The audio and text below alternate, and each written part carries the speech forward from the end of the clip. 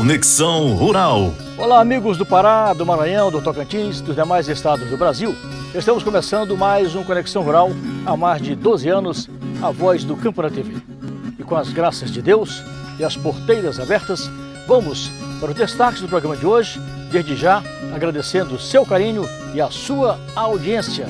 Conexão Rural participa mais uma vez do Road Show para comunicadores do agronegócio em Mato Grosso. Mato Grosso se destaca na produção de grãos, com a importante contribuição de pequenos e médios produtores.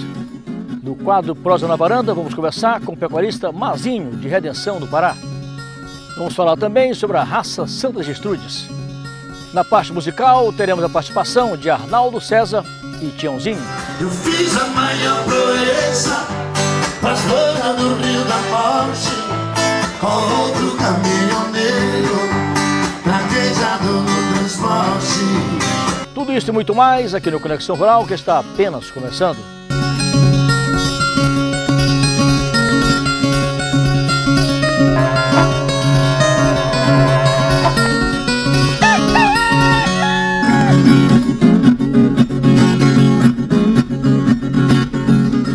E a gente começa o programa de hoje falando sobre a nossa participação no Road Show para comunicadores do agronegócio em Mato Grosso, realizado de 7 a 12 de julho. Confira aí. A equipe do programa Conexão Rural participa pela terceira vez consecutiva do Road Show Mato Grosso 2024 para comunicadores do agro. Começou no domingo, dia 7 de julho, e prosseguiu até sexta-feira, dia 13 de julho. A terceira edição do Road Show MT é uma realização do Instituto de Pesquisa e Ensino NIPEC, organização da Texto Comunicação Corporativa de São Paulo e a AgroNews de Cuiabá, com apoio do governo de Mato Grosso, por meio da Secretaria de Ciência, Tecnologia e Inovação, Prefeitura de Campo Verde, Sindicato Rural de Cuiabá, Grupo Bom Futuro, a ProSoja MT e UPL.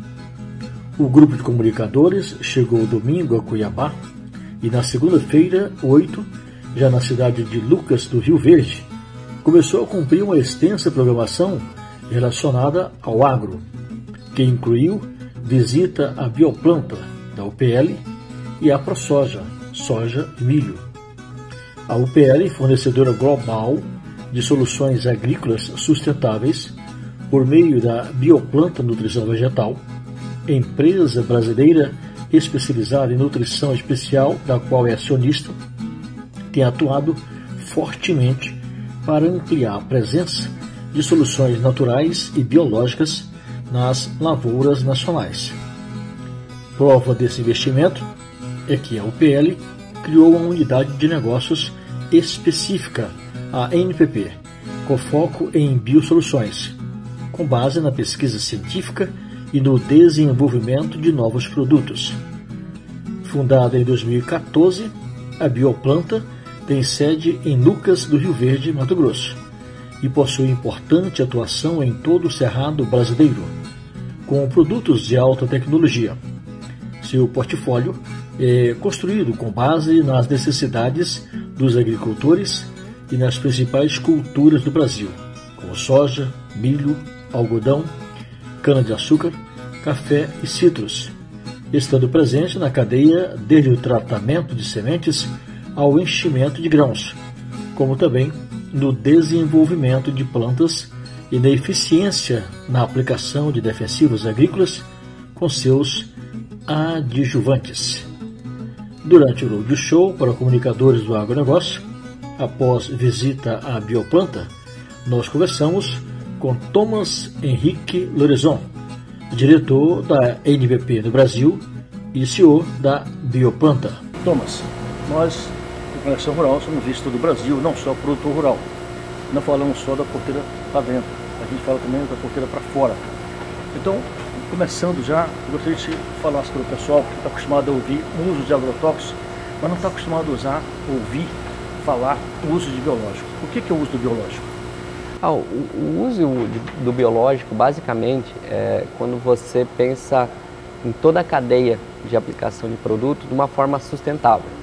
Então, são produtos de origem ou que não agridem o ambiente, ou que são produtos naturais, ou biológicos.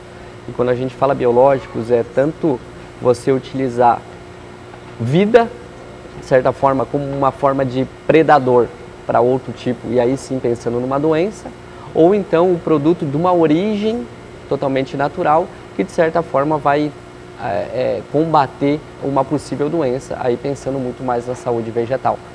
Você tem notado que tem crescido o uso biológico, e o que fazer para convencer o produtor a usar o biológico?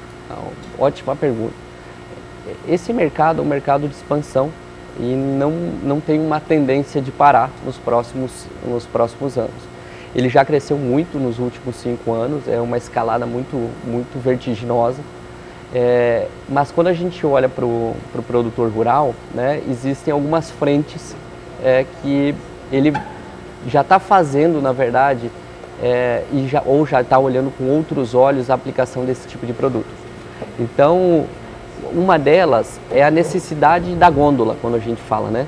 É uma pressão da sociedade para que se tenha selos verde, ou então se tenha uma origem do que foi aplicado naquela cultura, seja uma fruta, seja um cereal. Então, existe uma pressão da própria sociedade que já está aplicando em cima dessa originação desse alimento. E a outra, o próprio produtor rural está vendo a necessidade de você ter o uso de nutrição, de você ter uma saúde do solo superior, porque o que acontece? O nosso solo é vida, né?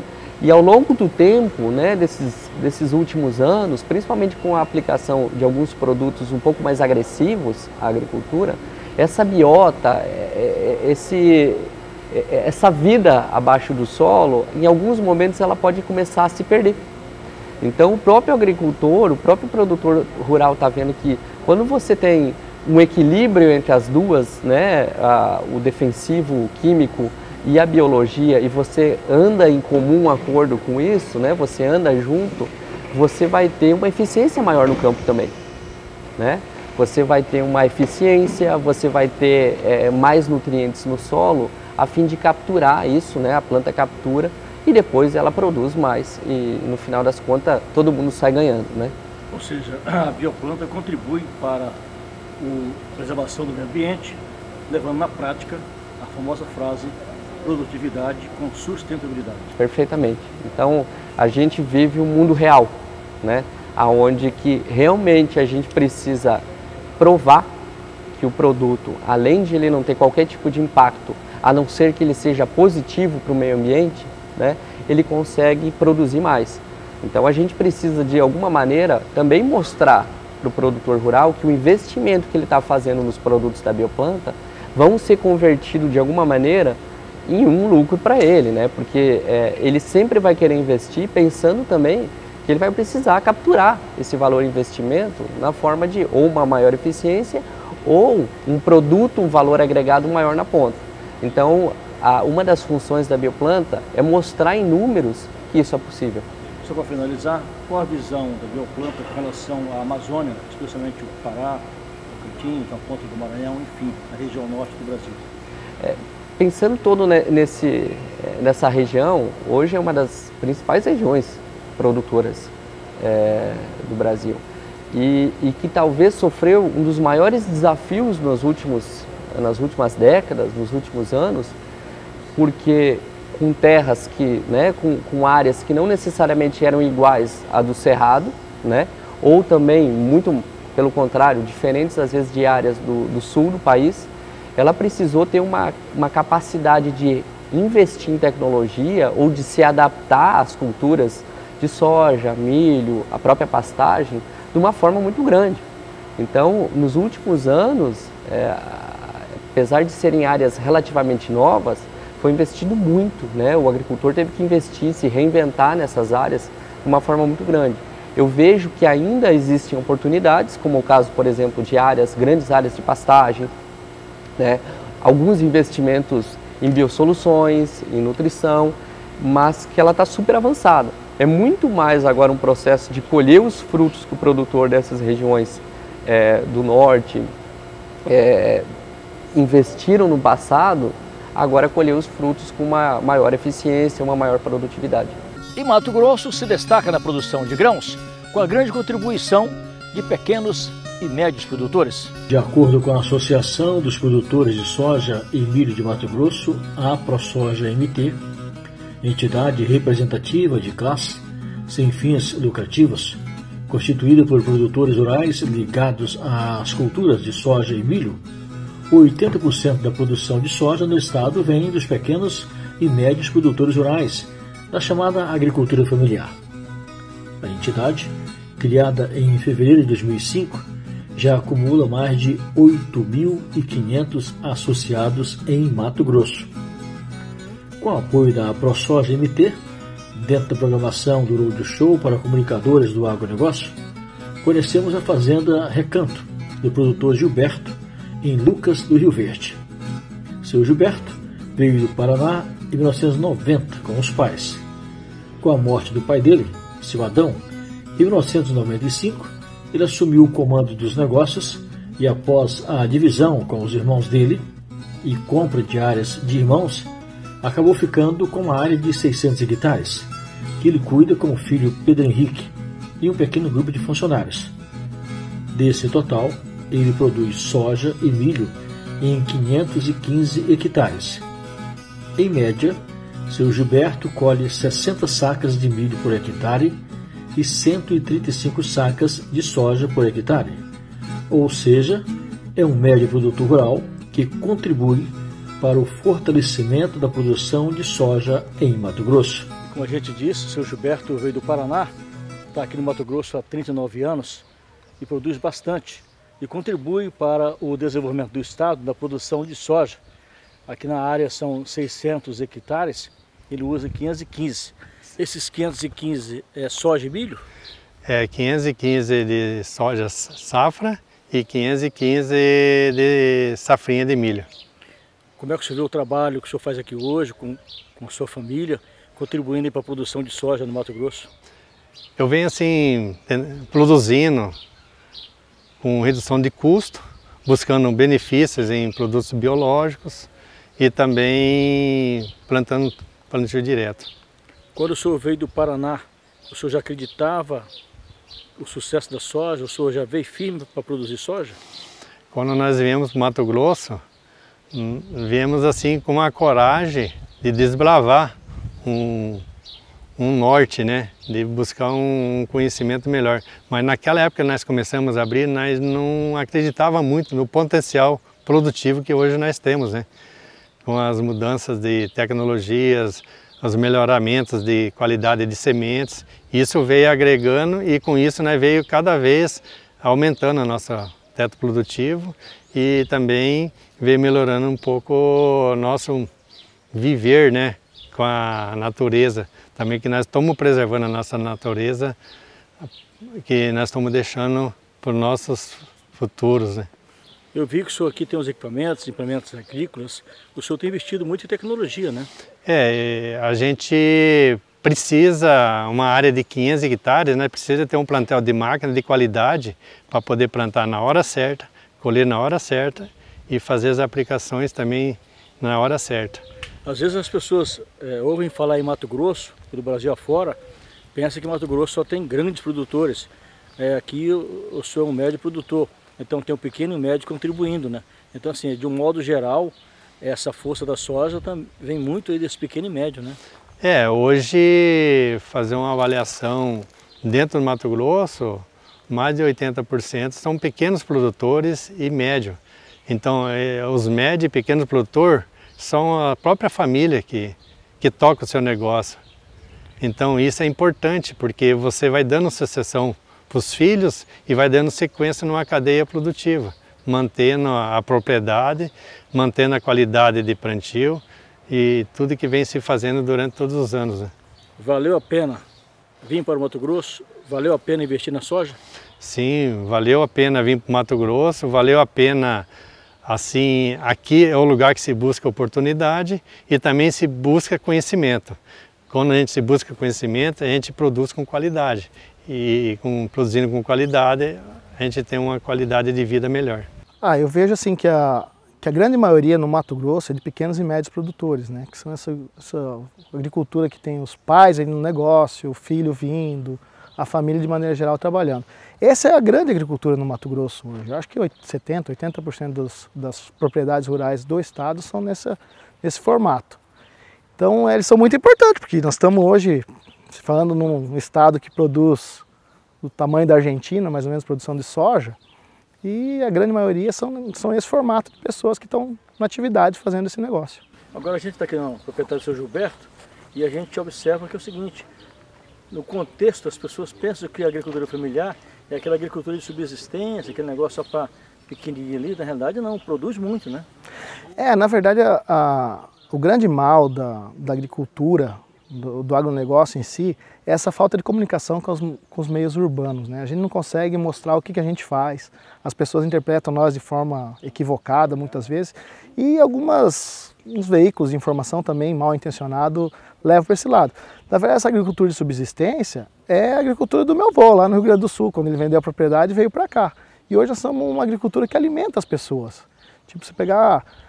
meu avô se mantinha lá, não conseguia ter para ele às vezes, teria que trabalhar fora para buscar alimentação de fora. Hoje a gente produz, gera renda, tem famílias trabalhando com nós, a cidade se desenvolve magnificamente, as cidades interiores do estado, você pode ver onde tem soja e milho, tem umas cidades muito pujantes e sobra para exportar, para gerar riqueza, gerar divisas para o Brasil. Então essa é a agricultura que deu certo. É a agricultura familiar de 50, 60 anos atrás, que continua sendo familiar, só que com uma projeção maior, com rentabilidade, não é de subsistência, não é aquele agricultor coitado que precisa de tudo do governo, não é esse tipo de agricultura sustentável, né? Então eu acho que seria mais ou menos isso. Eu acho que falta essa informação de sair do campo e entender que o pequeno e médio produtor pode ter uma renda razoável. Criada em fevereiro de 2005, a ProSoja representa os direitos, interesses e deveres dos produtores de soja e milho. Para isso, desenvolve ações e projetos que visam o crescimento sustentável da cadeia produtiva da soja e do milho em Mato Grosso. O objetivo da entidade é ser legítima na representação do setor e reconhecida por sua liderança, resultados e relacionamento com o associado. Evandro, qual a contribuição do pequeno e médio produtor rural, além do grande, para o fortalecimento da produção de soja no Mato Grosso?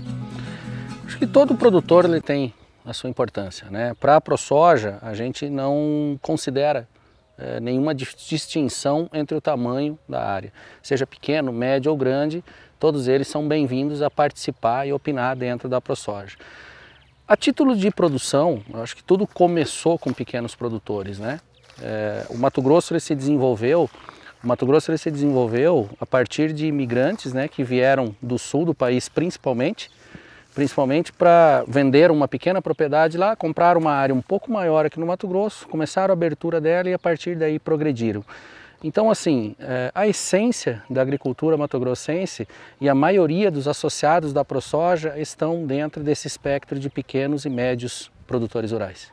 Essa questão climática aí tem prejudicado a produção de soja no Mato Grosso? A última safra foi uma safra bastante tensa, né? O Mato Grosso, o Cerrado, ele é muito... a gente vinha sempre muito acostumado, ele tem um período muito bem definido de período chuvoso e de seca, né? E o último período de seca se estendeu além daquilo que a gente esperava, né? Aqui sempre se imagina que final de setembro, início de outubro, inicia o período chuvoso, estabiliza-se essas chuvas e elas prosseguem até o mês de maio, né? No último ciclo agrícola, a gente teve um retardo nisso, né? Em muitas regiões não choveu em setembro, não choveu em outubro, foi chover em final de novembro.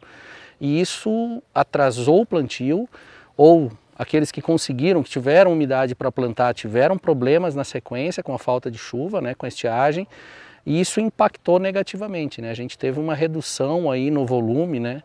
do Mato Grosso, em média de 20%. Mas tem casos de regiões e de produtores que foi afetado muito mais severo, que tiveram produtividades bem baixas. A ProSoja é a favor ou contra a certificação? A certificação, se ela for para mostrar, né, a verdade daquilo que o produtor produz e protege, né, porque toda a propriedade rural tem a sua reserva legal, tem as suas nascentes protegidas, até porque isso é protegido pela legislação brasileira, a gente é totalmente a favor, desde que uma certificação, né, ela traga um benefício de volta ao produtor rural, porque é o produtor que protege, que preserva esse meio ambiente. Então, se houver uma recompensa a isso, o justo é que quem realiza essa sustentabilidade seja o remunerado por isso. Agora, complementando esta pergunta, com relação à questão da moratória, como é que está a situação? Moratória a gente combate, né? A gente combate a moratória, a gente não concorda com ela, a gente não acha, a gente entende, a ProSoja entende que não é certo que haja uma ação protecionista que se impõe à própria legislação brasileira, né? A gente vê países promovendo essa moratória contra o Brasil que sequer tem uma legislação ambiental, né? Em alguns casos, a legislação de preservação deles é que fique 4 ou 5% de pousio. Então, quando a gente olha o Brasil tendo no Cerrado uma obrigatoriedade de preservação de no mínimo 35% da propriedade, e no bioma amazônico no mínimo 80% da produtividade deve ficar preservado, eu acredito que não faz sentido algum que se tenha uma ação como a moratória impedindo que esses produtores dessa região utilizem esses 20% que dá propriedade dele para a produção. Como resolver essa situação e em quanto tempo você acha que vai estar resolvido? A gente espera que quanto antes tenha uma resposta, né, dos nossos governantes se posicionando contrário a essa moratória também, né? Ela é uma ação que prejudica, que retarda e que dificulta o desenvolvimento do nosso país e, como tal, a gente não espera nada diferente de que uma postura dos nossos governantes, seja a nível municipal, estadual e federal, contra essa moratória, né? Que defendendo o direito, né, do produtor brasileiro, o direito do agricultor brasileiro a utilizar, a praticar a agricultura, a pecuária, nesse percentual que a lei brasileira permite. Nas próximas semanas, apresentaremos mais reportagens sobre o Roadshow para comunicadores do agronegócio, realizado em Mato Grosso. Muito obrigado pelo convite aos amigos Vicente Delgado, do portal AgroNews, e Alter Albuquerque, da Tis Comunicação de São Paulo. AgroNews de Cuiabá, Mato Grosso. Realmente muito importante participar desse Roadshow, onde a gente aprende realmente muita coisa boa e também leva até você muito conhecimento, muitas reportagens sobre o agronegócio. A seguir, um Prosa na Varanda com o pecuarista Mazinho de Redenção. Aguarde!